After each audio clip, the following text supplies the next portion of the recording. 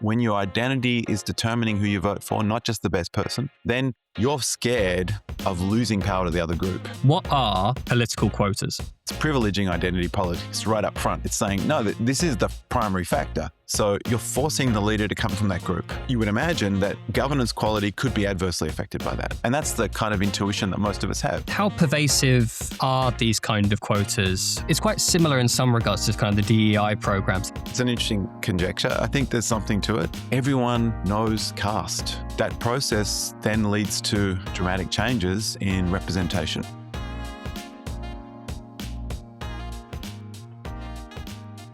What are political quotas?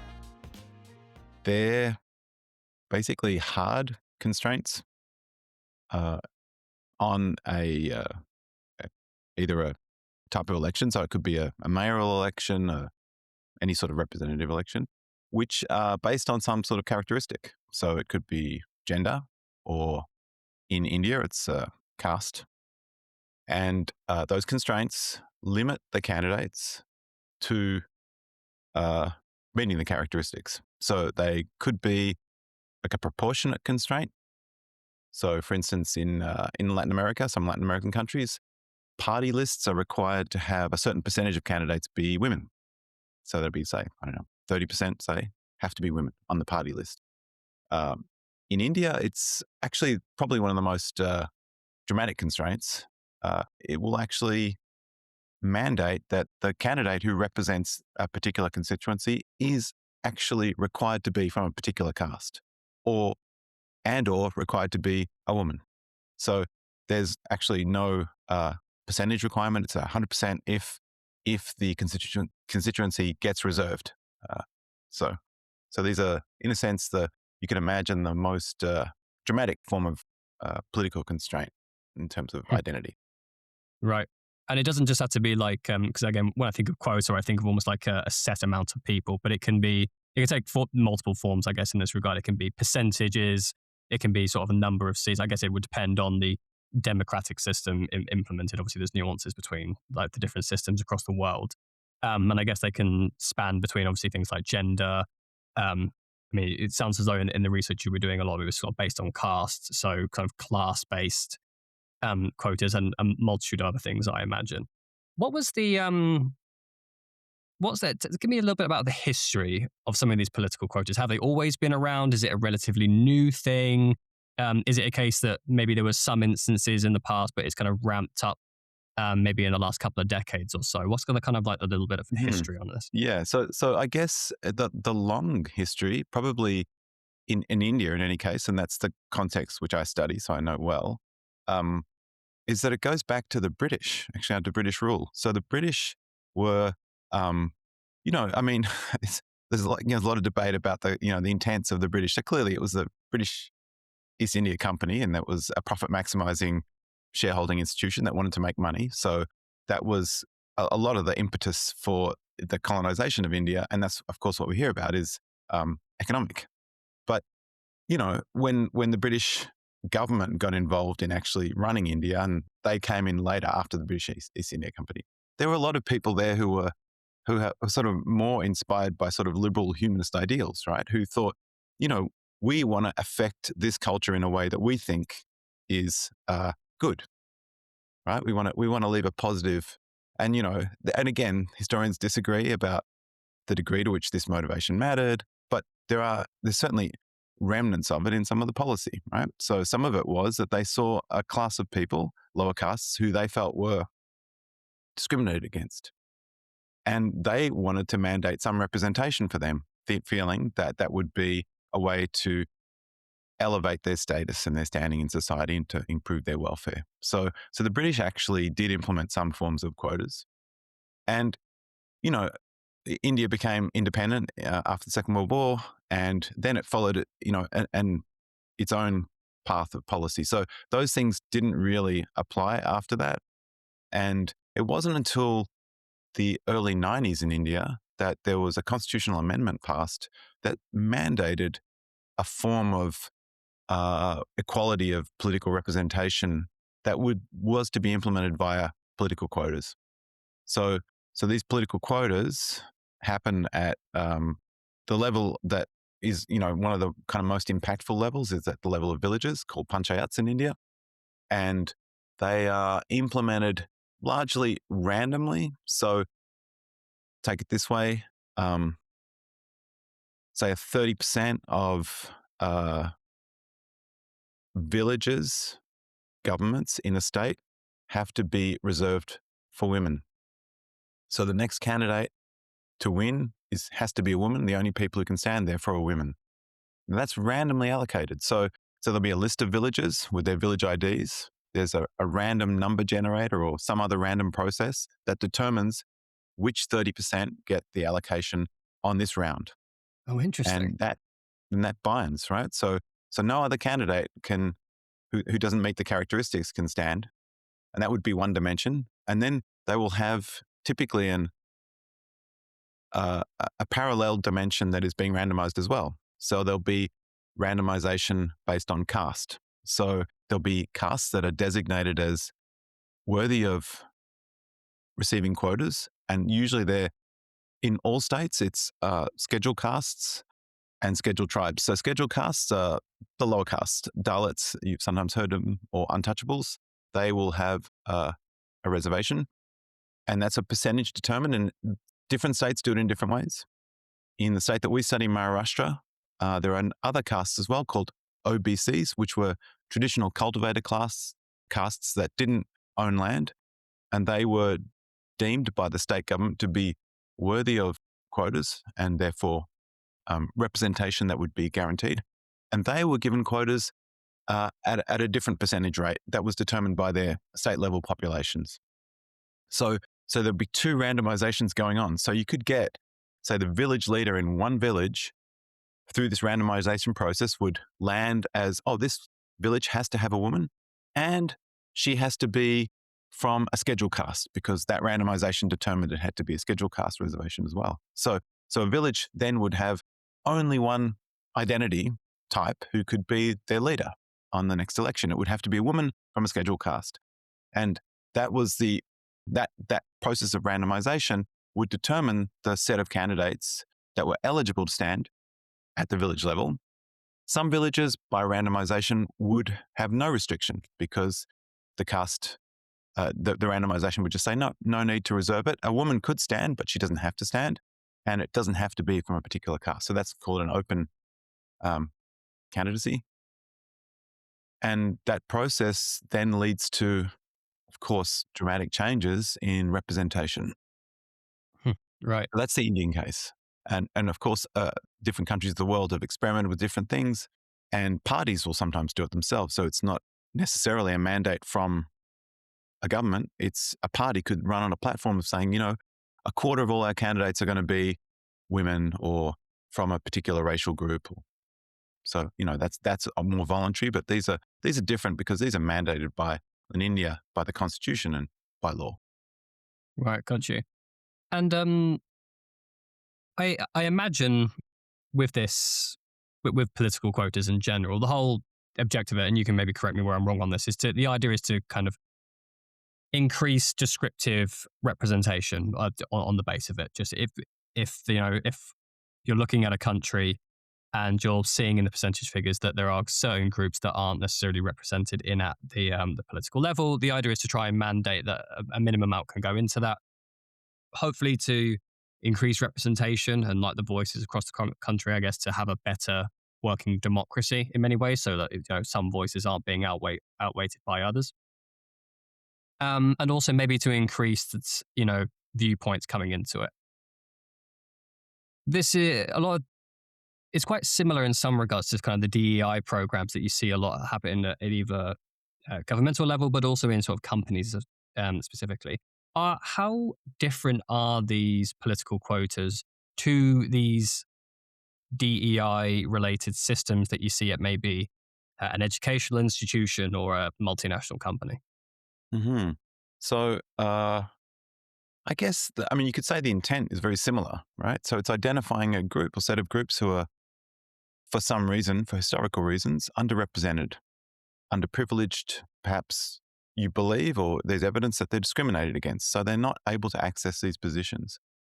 And I think the broader objective, and I don't think you directly mentioned this, but it's implicit in all of these, is that members of that group suffer because of their lack of representation. So the aim is to increase their welfare, not just of the representatives, but of the group as a whole, especially in politics. So you could imagine if we're reserving positions on company boards for individuals from a particular group or identity, it's hard to see how that could directly help individuals who aren't, within earshot of the company board, right? But political representation, you would hope, and I think the aim is that by having people of that identity who understand those people's needs, having their voices, or even having them in control of the political process, they'll be able to implement policies that will directly help the broader population, not just the people that are elected. So I think political representations are a little bit different in that sense. Although you do hear this argument for DEI representation as well, right? That by setting quotas, say in academic institutions, this provides a demonstration that people of a particular identity can reach those positions, and that allows people who wouldn't ordinarily think of, say, becoming professors to see, to dream, to imagine this is possible. Look, there are people who get there. So that could actually induce welfare changes more broadly. But I think political quotas are really focused on saying, look, there's policy that's being made tomorrow. We need these voices to be represented. Their representatives will actually implement policies that will help. So that's one of the, I think, big differences. I think another big difference is, say, my experience of DEI in academic institutions is it's more trying to raise awareness of biases that you might have that would stop you broadening and including groups that you ordinarily wouldn't include. So it's rarely implemented as a hard quota. So for instance, in economics where I work, I think we're very typical of economics departments. We don't have many female full profs or profs at really all of the levels. So there was really an explicit desire on, not a mandate, but a real willingness to try to look harder to find female candidates that could fill our positions. So that's I think partly a response to the DEI kind of initiatives and raising awareness and making us all kind of more aware of our implicit biases that we were maybe using and implementing in ways that stopped us hiring women. That's really different than a quota, right? A quota sort of cuts through all of that and says, look, we don't know exactly why you're doing what you're doing. We don't really care. We don't want to raise awareness. We're just going to force you to hire in a particular position. 30% of the people have to be identity X. That's it, period. And we could do it, say 30% of your staff have to be that. That would be a hard quota. In the political context, it's even more dramatic. It says, we're going to do 30% across a region. And some of them we're going to say, you have to have a woman for sure. So we randomize who gets it, but once you get it, it's 100%. You have to have a particular identity to be this leader.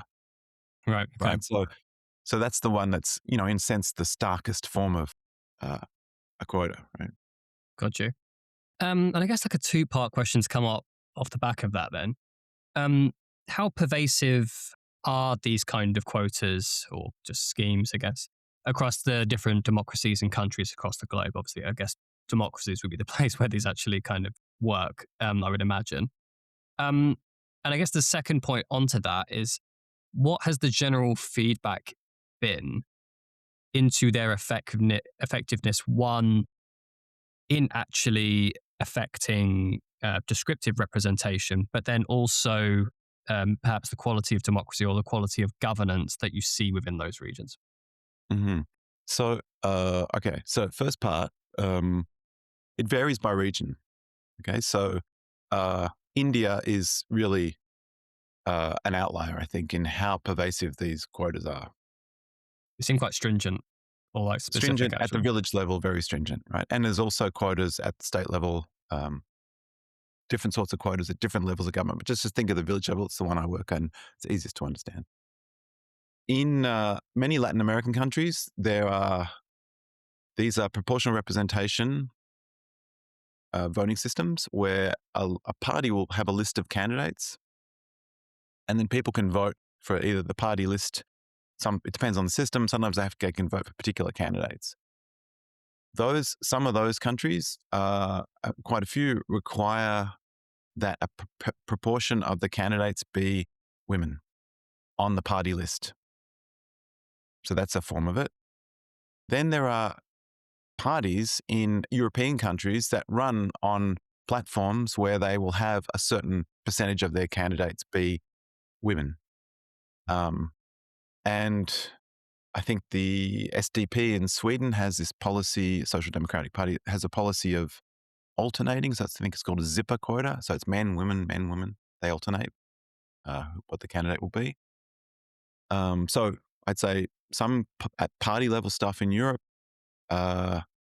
there's more stringent requirements in Latin America. India's at extreme. I don't think there's any identity-based quotas, maybe not formal ones in African countries, but I anecdotally know of countries that shifted, but almost by convention, who the president would be, whether they were, if it was like a Muslim Christian split country, that they would alternate. So it wasn't a hard quota, but it seemed to be a convention that they were implementing that. So the ideas around, it's implemented in different forms. I think the most stringent mandated one is India. India's the example of the most legally binding set of quotas. Sure. And is that in terms of effects? Yeah. Yeah. Sure. And in that case for India, because I don't know, I guess my preconceptions would be, and maybe this is just somewhat ignorance, that perhaps some of the more socialist economic countries, maybe like a New Zealand, a Norway, a Sweden, and Iceland, maybe would have the more stringent ones, and then maybe more sort of free market capitalist countries might have less stringent ones. Just as like a preconception, I'm not basing that on anything. It's interesting to me that India, in this instance, seems to have some of the most stringent examples. And I'm wondering whether that is to do with the very unique nature of their caste or class system, and perhaps how pervasive it is. I remember I had a conversation recently on the channel. Actually, we were talking about some initiatives in Pakistan, actually, but they were talking about sort of South Asia in general, in regards to initiatives to get more women into business and commerce and stuff. And they were talking, and as I was talking to him, some of the feedback that they were getting on the ground as to the limiting ability of their abilities to implement these kind of schemes was some of these rural, almost feudalistic mindsets, is what he said, of some of the rural villages in these regions.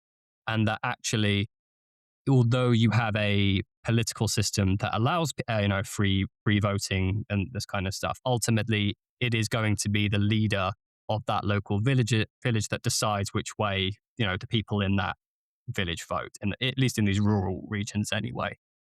And I think perhaps that sort of links back to this in many ways, in that perhaps the reason why they have implemented these quite stringent quotas is because of this kind of caste system and history and remnants of this kind of feudalistic mindset.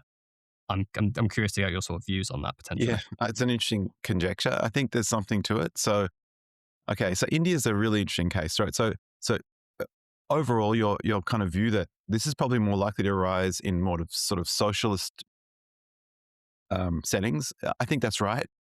I think the idea of kind of social engineering it underpins this to some degree, and socialism's a manifestation of that general idea. India, I would say, is traditionally a very socialist country, right? And so that's why I think it fits. So, starting right from independence, it had, very kind of communist style 5-year plans that, were pervasive until recently. So the kind of dismantling of that happened prior to the current government started pretty much maybe in the 80s and slightly accelerated in the 90s, in sort of in a subtle way. But so India is very much that country. Okay, so that fits the example. I think the idea of setting up rules in the political system and representation in a progressive way to circumvent maybe traditional norms that are seen as damaging, I think that's a common idea. So this is what you described in the Pakistani villages. And I think the Indian government has really tried to do that in many ways. So it is, at least traditionally, has been a very progressive state. So this was a state started by people who were real idealists. Gandhi, Nehru, I mean, the tradition that really motivated them was kind of liberal humanism, right? So that runs really in the face of the strict hierarchies that are explicit in the caste system. So you could see not just the strict hierarchies, the strict sort of power structures that manifest at the village level. So what you described about Pakistani villages, I think certainly you hear anecdotally to some extent is true in some Indian villages. There are key political players who will run the village effectively, no matter who's elected, who are powerful, who are important, large landowners. So you could see a central government that's progressive and seeing the poor in those villages not being represented, really being in favor of some political process that would circumvent the powerful and elevate the poor to representation. And a quota would be one way of doing that, saying, the next representative, the next leader of that village has to be from this traditionally downtrodden group where most people are illiterate and excluded from, office, but also from education, from economic opportunity. We're going to force that. So so that makes sense to me. I mean, I don't know if any historian has actually connected the dots and can do something more solid than that, but that does seem the idea. In terms that you asked an earlier question about what the effects of these quotas are, and the great thing about them being randomized is you can study effects quite easily, because the thing that's determining whether a place gets a lower caste representative as opposed to an upper caste representative is purely the randomization of this electoral process. So then you can see what the effects are. So you can just see, well, what are the outcomes at the village level as a function of this randomization? Do the poor who get representation actually become better off from policies? So there has been a fair bit of work on that, exploiting, again, this randomization in India. And it has generally shown that policies that are in the interests or desired by the minority tend to be more likely to be implemented. So there is this distributional aspect to them, which lines up in the direction that the progressive-minded individuals who want these policies would have wished for. I think there is that. Now, the question is how strong it is, whether it's persistent, whether there are backlashes. There's evidence of backlashes too. But at least that direct effect is there. There seems to be some evidence of that. Great. And in terms of the governance quality, I think you mentioned somewhere in the paper, you were able to come up with a theoretical model in which a political quota system could have a positive effect on governance, because I think perhaps that some of the literature prior to your research had maybe indicated there have been mixed results. I think the general literature from, again, you can correct me where I'm wrong on this, was pretty conclusive to that descriptive representation is pretty consistently increases, but the governance and quality seems to be a little bit haphazard and a little bit, whether it increased was a little bit up in the air. And I think you were saying, at least in your paper, that in a theoretical sense, there is a way for this to be implemented and governance quality to be increased. And then I think you went out and did obviously the substantive research in this case in India to find that. Could you just go into a little bit more on that and some of this, how you sort of the lead up to it in terms of the literature, then the objectives, and then the results of your research? Yeah, great. So the first intuitive thing that we would all imagine is what you've done is you've taken a constituency where anyone can run. And you've said, okay, now we're going to limit it to a subset of people. And it happens to be that subset, because they're underprivileged, would be less politically experienced, probably less wealthy, less educated, and less connected. So you're forcing the leader to come from that group. Now, you would imagine that governance quality could be adversely affected by that. Right? You're going to get somebody who's never been in office before, wouldn't even thought of it because they weren't able to be.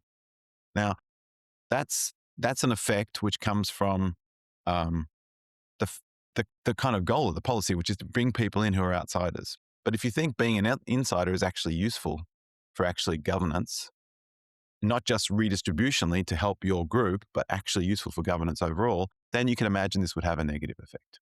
And that's the kind of intuition that most of us have. It's the intuition that, academics have when they say, well, when we're forced to hire a person who meets category X, we're excluding all these other really excellent candidates. So shouldn't we just pick the best candidate? And that's that's our first intuition, right? When you restrict the set, surely that can't make the representative better in some objective measure. It could make them more favorable to one group, but it's not going to make them better. That's the idea. So that's the core intuition. And there is some evidence that when you force politicians in who are first timers, there could be some negative effects. There's some papers that have shown that, but others have shown actually, no, it doesn't seem to be the case. So why wouldn't it be the case? So one reason would be, well, suppose it's an old boys club, right? You just have people who are groomed for power, who know they're going to get there because they're the son of somebody who was famous in the village, and that, they're actually not any good at it, but they're going to get the votes, they're going to be elected, they're going to be terrible leaders. That would be one reason. If you shake that up, then you're restricting again the set of people you can pick, but at least you're not picking that terrible person. So that could be an improving effect. There's another context in which you get improvement too, and this is the context that's more relevant for us. And this comes from this term called the politics of fear. That was a term, I don't know who first coined it, but there was quite a well-known paper in economics in the early 2000s by a guy called Gerard Padre Miguel, who's at Yale now. He's an economist, political scientist. Okay, so the politics of fear is a situation like this. So you have a village. First thing is people are organized by identity, right? So it could be caste, it could be tribe. And his context was more tribe because it was an African village as he was looking at this.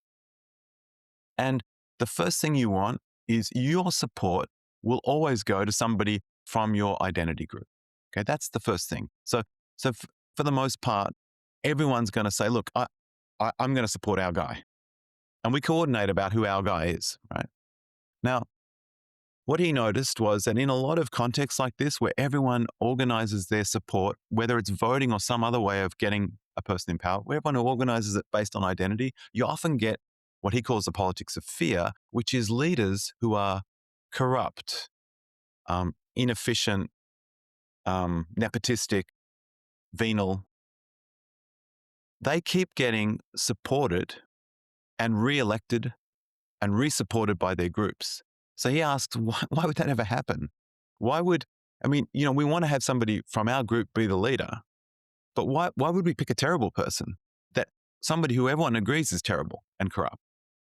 And the answer he gives is the following. He says, look, suppose you have an incumbent leader who's just like that. We all know this guy's a bum. He's awful. What are we worried about? Well, he does a bad job. We know, there'd be almost anyone in our group would be a better leader. But we're worried that if we throw him out, if we try to move against him, that's going to increase the chances that our group is going to lose control. That was going to make another group more likely to be able to seize the leadership. Now, why? Because, well, the fact that our leader, he might be awful and everything, but he's been there for a long time. He's got connections. He knows how things run. He's experienced. So we're worried so much about the other group coming to power that this entrenches our support for a really bad leader, somebody we all agree is bad. We're too scared to throw him out, so we're scared. That's the fear. We fear another group coming into power. So what that leader can do, he can leverage that fear to govern in ways that are terrible. He can be corrupt because he knows we can't move against him.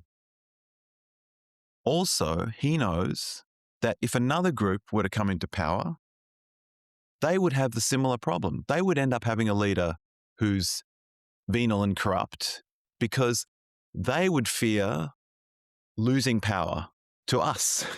So they would end up having a leader who's also going to be awful.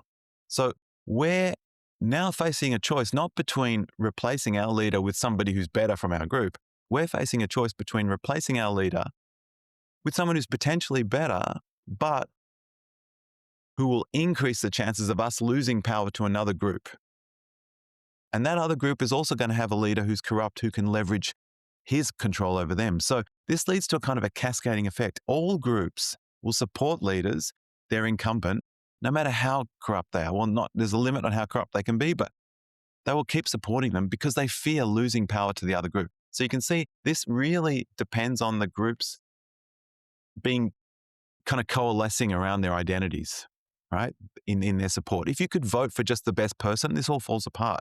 It's because we really fear the other group getting to power. And when a group gets to power, they'll do things in their interest. So this is where the kind of identity bit, if it's salient for the organization of politics, then the politics of fear can take hold. And then you can have these extremely poor leaders that everyone agrees are poor, but who continue to support nonetheless. Okay, so that's the context. Now just think about what happens if you do a political reservation there. So you have, I don't know, a bunch of groups, let's say 5 groups, right?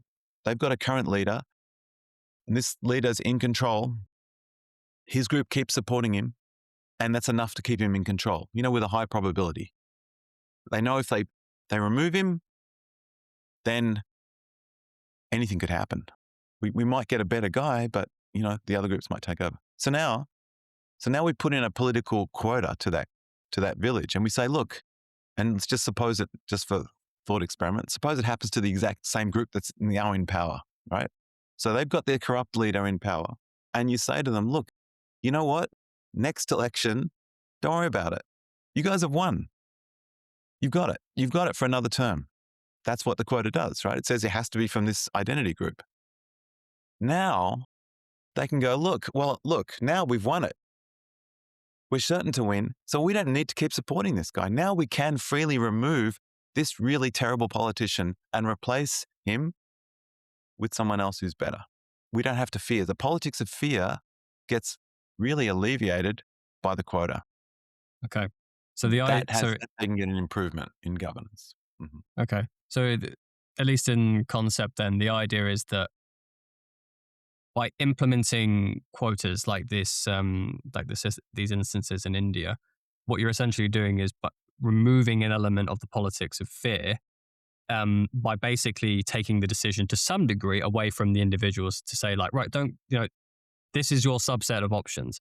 And what that allows you them to basically do is like, oh, actually, yeah. So now that that's been done, we can actually just pick the best option available. And that works better in a case than if you just had, sort of free and open sort of elections on some of these things. And I guess the argument would be that you actually get a more, I'm trying to think of the right word, but you get essentially a more idealistic version, I guess, because of democracy in many ways. I think most of us would hope that, you have candidates, people put their cases forward, people will then vote for the best candidate then gets in. That's a very idealistic, maybe naive view of like with how democracies work to maybe some of these countries. And perhaps implementing some of these quotas allows a little bit more from that sort of idyllic system amongst the smaller subset. I guess maybe that's the kind of argument being presented. That's it. Yeah, that's it. I think it's let me put it slightly differently, just to put it back to you, but I think that's exactly it. So ideally, it's a contest. That's what a political contest is in a democracy. It's a contest between all of the candidates and you pick the best one. Now, when we instead become kind of tribal in our mindset and we coalesce around our identities in selecting our candidate, then we want the person, and again, we want the best person from our group to be our candidate, right? That would be the best thing. But now there's a trade-off, right? You might have the person who's the best, say the most decent person as the representative, but this person might be much more likely to lose against the other group. So you might now want to choose somebody who's not a decent person, but who's an experienced politician who's going to make sure you get the win for your group. So now there's a trade-off. When your identity is determining who you vote for, not just the best person, then you're scared of losing power to the other group. So now you might pick somebody who's not really a good person and not going to be a good leader, but at least they'll be your guy. And what the reservations do is they say, all that's off the table. You guys, one of you groups have won it for sure. Now you can just pick the best person. So it frees you from that concern about losing power to the other groups. You lost it. It's gone to another group. Now that other group gets to decide, essentially, and they're going to pick the best person. So that's going to lead to a bump up in quality. So in a way then, because you could almost like make the argument this is like incorporating such a system is implementing a system of identity politics and sort of manifesting it. But I guess the irony is the pro for it is that you're actually removing identity politics from the system and just allowing people to actually vote in the absence of identity politics in many ways, which is quite It's interesting. kind of ironic. I hadn't thought of it like that. But in another way, it is, firstly, it's privileging identity politics right up front. It's saying, no, this is the primary factor. This is going to determine who the leader is. So all of the other identity politics competition is gone. That group has won it. And it's a randomization process that determines who wins it. But then after that, within that group, now you get to compete. And therefore, over that dimension of quality, the identity politics stops being relevant. So that's why it can work to improve quality. So if the identity politics is key to determining the nature of the representative, this is a system to destroy that. Now, if it isn't key to determining it, then it has the other problems. But if it is key to determining it, if that's how the political system works, this sort of system could break it. So I guess my follow-up to that then is that I imagine then a system like this would be more appropriate for the people that are sort of proponents of these kind of political quotas, would be more impactful or needed, for want of a better word, in countries where you do have a sense. I mean, I'm going to use the word equality. I'm not sure if that's the best word, but I'll just use that word. You did have like less equality amongst sort of representation from most of these things. In comparison to, say, a country that was somewhat more equal, you maybe had less influential class structures, generally less differences between genders and sexes.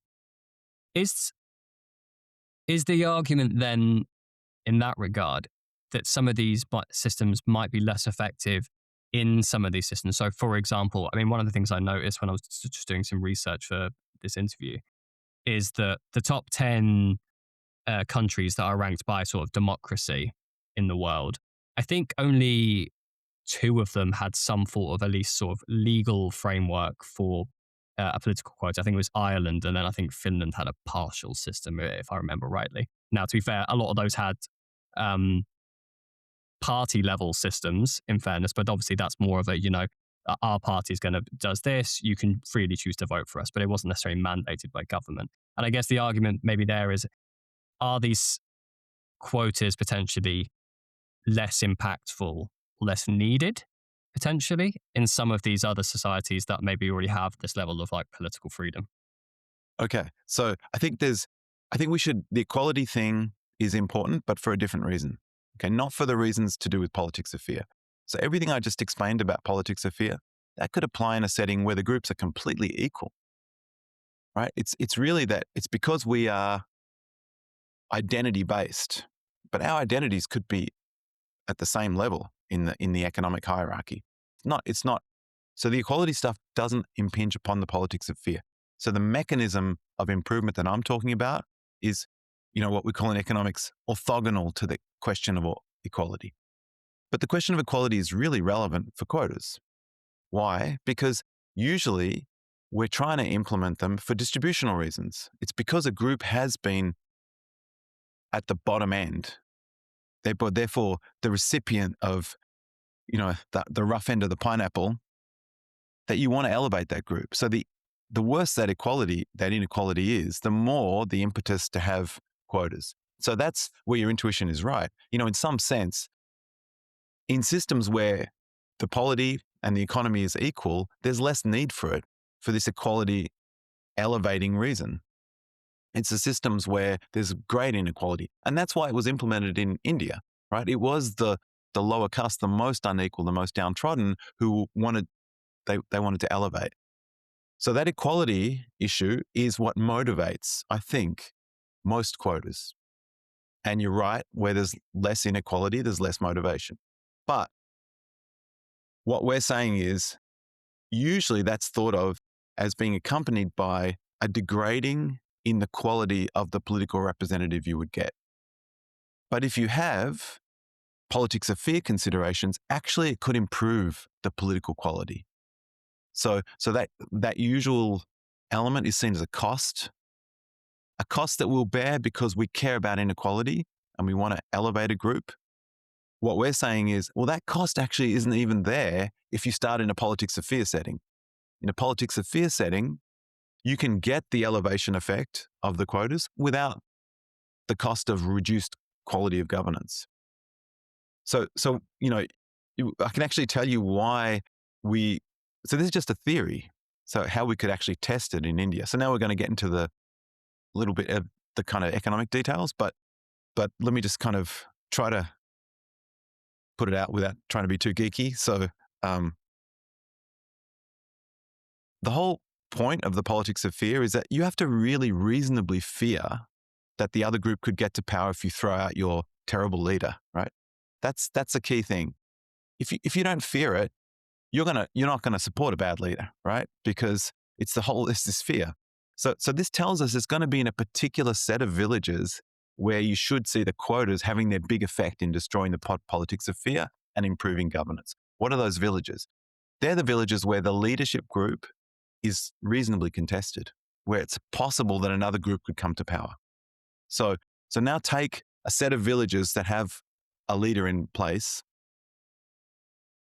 and that set you could break up into kind of three parts, right? So one is the one that we're talking about where it's really contested, where they're really worried about losing power to the other group. Another one is where the group is so big and so powerful that they never have to worry about losing power. Now, compare that, think about what happens in that group. Now you take that group, they're really big and powerful. They would have won anyway. And you give them a quota, it doesn't do anything because they would have won anyway. So that group already didn't have politics of fear going on. They were so powerful, they could just pick the best person. They never had to worry about throwing their guy out. So the quota is not going to help that group. So now compare villages where the quota's on a group that's really contested, so they could reasonably fear losing power, to ones where they're going to win for sure.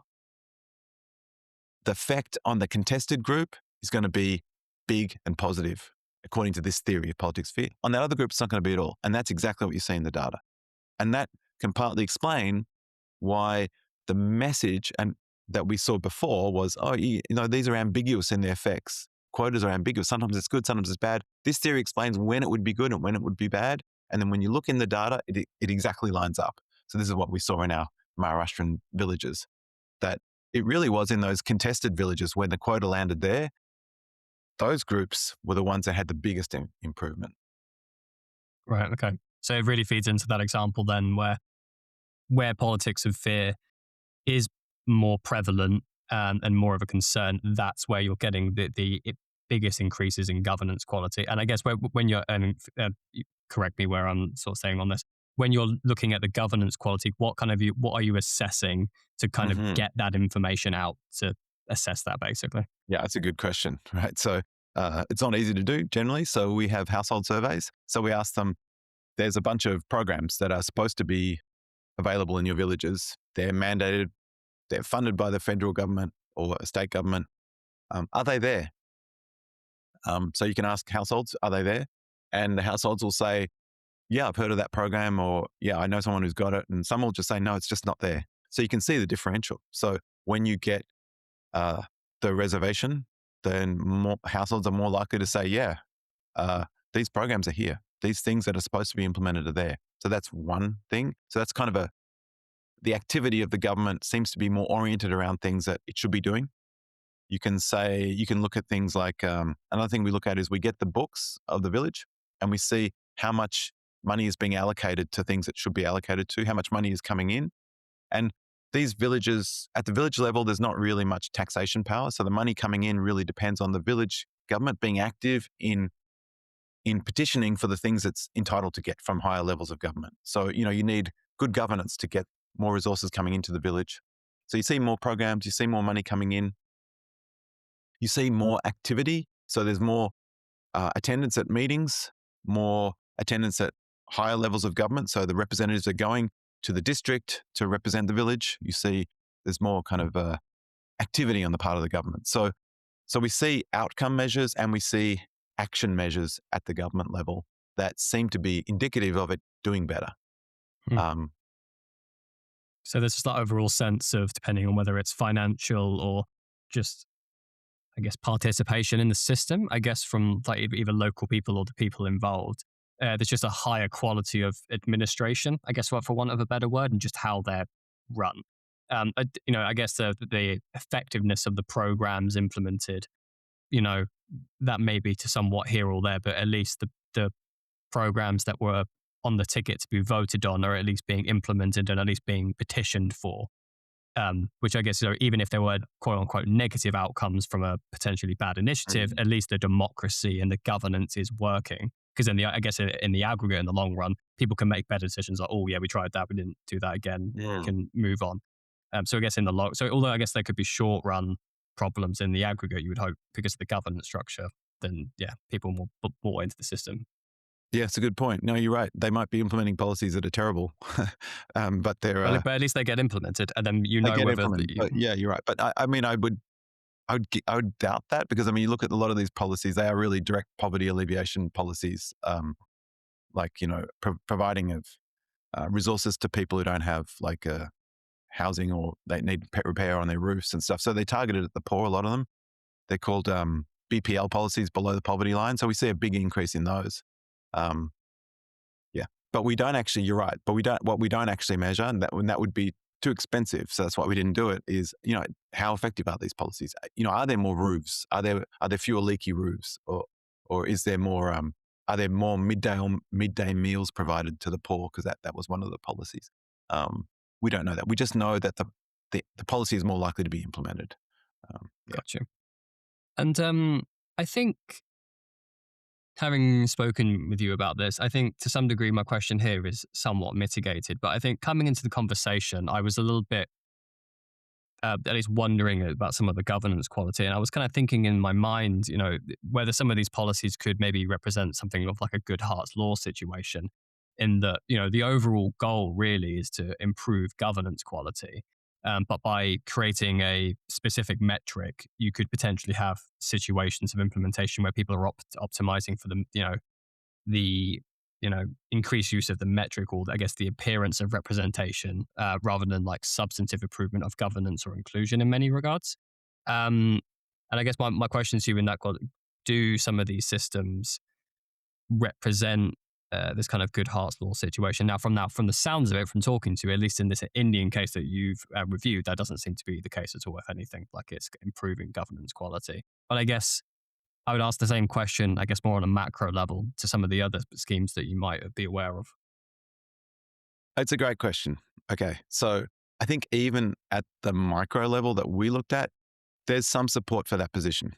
Okay, and that's because this theory of it improving governance quality really depends on the politics already being pre-aligned around those identities, right?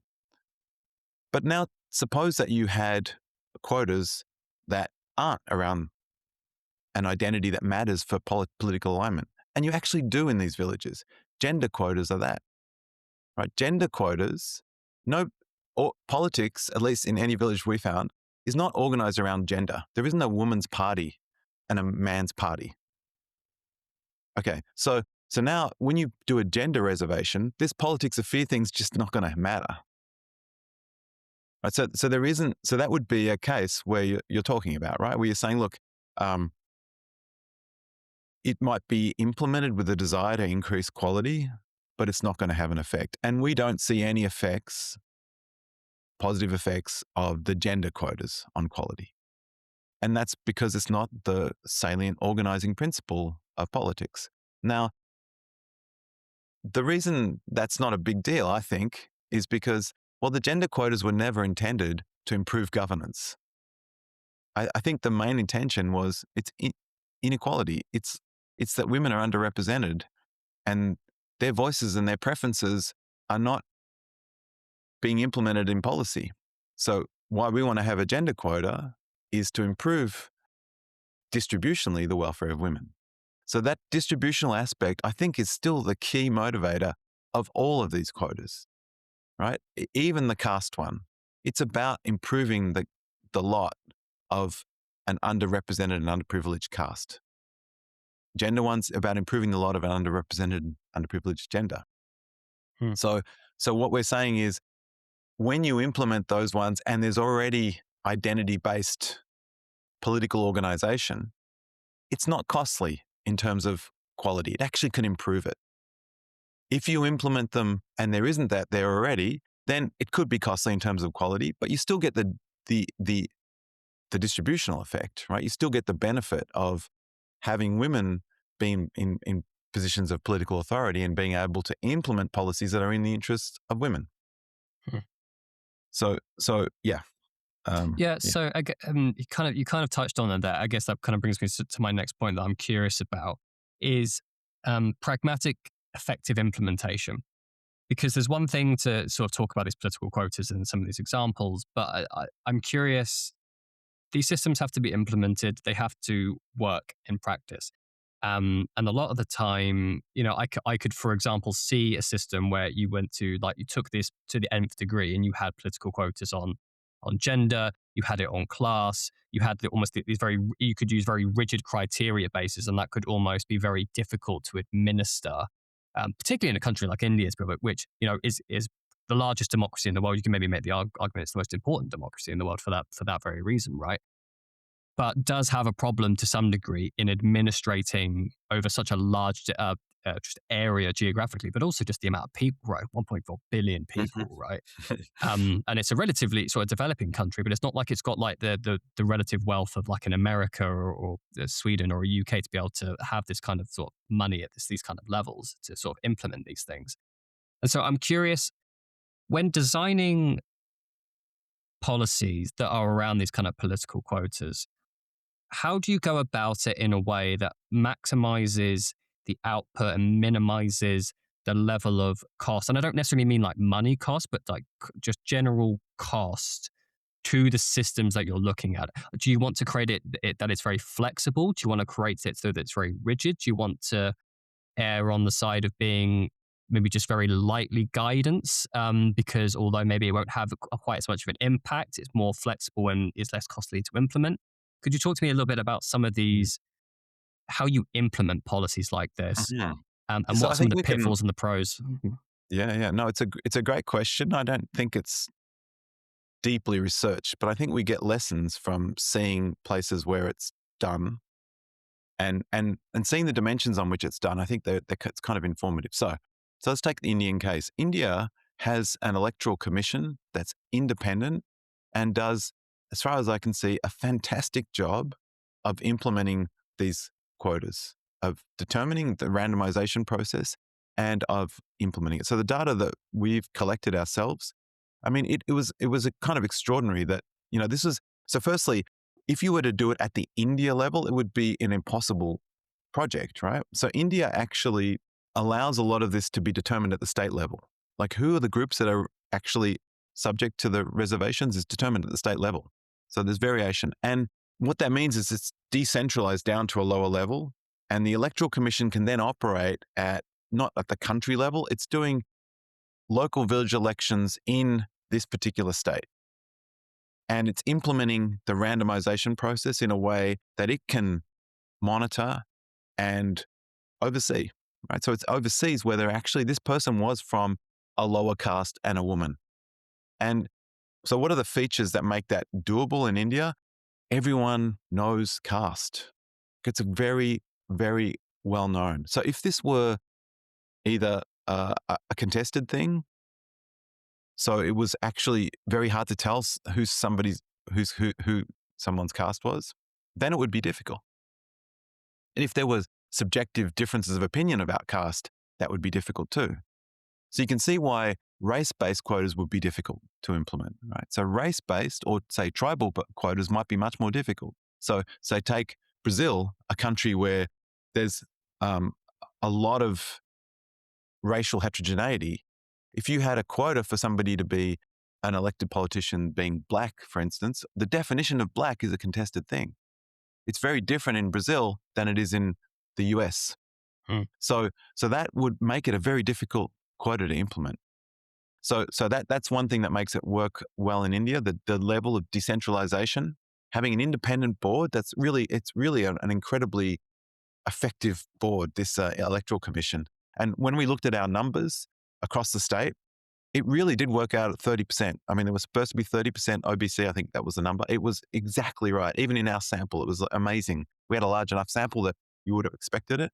The gender ones were right. I mean, it really looked like it had been randomized and had been randomized at the right level. So, because you can imagine there's so much political incentive to get control of the system, and it just doesn't seem to happen. So India's a country that has a lot of really great sort of elements of a functioning democracy, and also a tradition of high levels of participation, certainly at the village level. People are involved, people know, and people trust the electoral commission too. So that when the commission, who is people who aren't from the village, say no, this was randomized to be a woman, they go okay, and they accept it. So all of those things are essential. You need to believe in governance. So you can imagine a very weakly institutionalized setting where nobody trusts the government or the central government, where there's contests over what identity is. This wouldn't work. It also wouldn't work where politics isn't already organized around the identity, right? So if it's not organized around the identity, all you're doing is entrenching something that you probably don't want to entrench in a democratic system, right? You don't want people to be basing their vote on somebody's skin color or somebody's gender. But you want them to base it on quality. That's ideally in a democracy. So if they're not doing that already, and you implement a system like this, you're actually entrenching something that you're trying to do the negative effects of, right? So Yeah, right. That's it interesting. would be there. Yeah. So, I mean, to that point, these political quotas only then seem to work where there is a pervasiveness of politics of identity. And as a result, this kind of politics of fear. I guess there's an element of trade-offs in that example. But if you had a democracy or if you had another system that didn't necessarily operate around the politics of fear or just these general sort of identity politics, you are just getting the sort of negative externality of this with actually none of the real upside in it, I guess, which is like so I guess you'd have to take a tailored approach of like where this would work, what cultures this would work best. And then to your point, obviously, because the caste system is just so poignant and entrenched to some degree. I know the caste system is kind of changing over time, certainly in India, but it's, for all intents and purposes, people know what it is. Maybe that's sort of degree its level of effectiveness. This has been honestly like a really, really interesting convo. I think I've learned a lot. I think the question I'd like to leave off with, Patrick, is that, I mean, we kind of touched it on there a little bit when you said that, potentially some of these areas hadn't necessarily had that level of research in terms of some of the sort of quality of implementation and the nuance and stuff. But is there some research that you would like to see conducted in the future that would best build upon the findings of this research? Or do you think, is there just like a gap, like a gray area in this area of scientific research that you think just needs addressing and would have like sort of a disproportionate impact? Mm-hmm. So there is a general question of what the effects of quotas are. And I think more research, the better, because really all we get is a data point, essentially, in one context. And in one context, it might be good, it might be bad, it might be distributionally good, it might be quality good. All of that information is heterogeneous. We really can't generalize from a particular theoretical model to the world. I think we need to inform. So that's important. Now, I think we found a particular context in which this politics of fear mechanism tended to lead to a positive effect of reservations. And I haven't seen that anywhere else. So I haven't found another context in which to test it, but I don't have a good sense of how pervasive that is. Hmm. The Padre Miguel context was in sub-Saharan Africa, and I think there's a fair bit of informal work arguing the politics of fear is really important there, but they don't have quotas there. So they don't have tribal quotas for leadership, but that would be a context in which you would imagine this would really work. So if you could understand that better, I mean, I'm not a big fan of going in and saying, oh, let's just run an experiment where we just give it to one tribe in one place, because there's so much that you couldn't, so much, so many problems you could create by just messing with a polity like that. I don't feel like we should do that. But the world throws up examples all the time. So that's what I would like to understand better, how pervasive this is, whether it was just a fluke. I mean, we use statistical methods to see the patterns that arose in our Indian sample, but maybe it was just, there's 5% significance. So it could just be a fluke, right? You need to repeat these things. And that's something that, researchers aren't a huge fan of that in the social sciences in general, right? Like you come up with a new finding, that's exciting, people publish it. Then you do a replication study where you try to look for it in a different context. You can publish that, but it's not going to publish as well, right? So, but that's how we get the richness of understanding of whether this is something that's pervasive or just not that important or idiosyncratic. And I don't have a good sense of that. I basically don't. I think the problem of politics of fear, I believe, is a pervasive one. Whether quotas can offset it, I think it did in this context. I don't know if it generally is the case. So yeah. Yeah, it's so funny. I was literally just having a conversation for the channel again the other day in regards to the opioid epidemic in America, and kind of similar touched on points. We were talking about pieces of research that have been conducted and then widely cited as almost this kind of new truth claim. But when certain institutions or organizations had gone to implement some of the findings, they didn't nearly get the same level of results. And if anything, got negative outcomes. And and what was kind of explained to me is that ultimately, so much of this research, or like any scientific research, particularly in the social sciences, is just so context driven. And that ultimately you really do need to have multiple studies of a variety of angles at different times, populations, demographics, countries, cultures, to really get sort of a conclusive picture on how best to implement stuff. And it can almost be a little bit dangerous sometimes if you just take a small, I don't want to say small sample size of research papers around an area that indicate a thing and then try to implement it on, in the case of America, hundreds of millions of people in terms of, and have quite serious effects. So yeah, I think just bolstering the research and just getting some of that more research in different contexts, I think it's going to be a massive in terms of supporting or giving extra findings about how best to it. And then to that point about pragmatic implementation, that's going to help a lot, I think, in sort of guiding policy in that regards. But Patrick, this has been great. Honestly, really, I really, really appreciate it. Yeah, thank you very much for the time, to taking the time to speak with me. It was a pleasure, Max. I really enjoyed it.